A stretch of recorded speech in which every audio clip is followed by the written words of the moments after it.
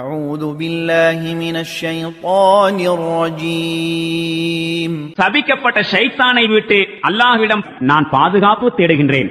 وقال الذين كفروا لا تسمعوا لهذا القرآن والغوا فيه لعلكم تغلبون சத்தியத்தை நிராகரிக்கும் இவர்கள் கூறுகிறார்கள், இந்த குர்ஆனை அறவே செவியேற்காதீர்கள், இது ஓதப்பட்டால் அதற்கு இடையூறு செய்யுங்கள், இதன் மூலம் நீங்கள் வென்று விடலாம்.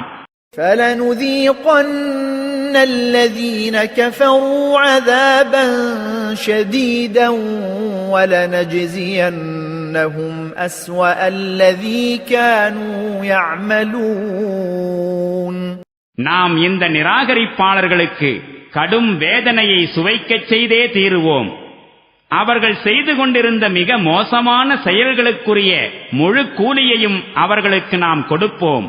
ذَلِكَ جَزَاءُ أَعْدَاءِ اللَّهِ النَّارُ لَهُمْ فِيهَا دَارُ الْخُلْدِ جَزَاءً بِمَا كَانُوا بِآيَاتِنَا يَجْحَدُونَ அது நரகமாகும்.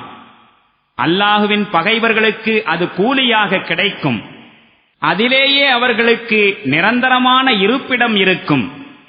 நம் சான்றுகளை நிராகரித்து வந்த குற்றத்திற்கான தண்டனை இதுதான்.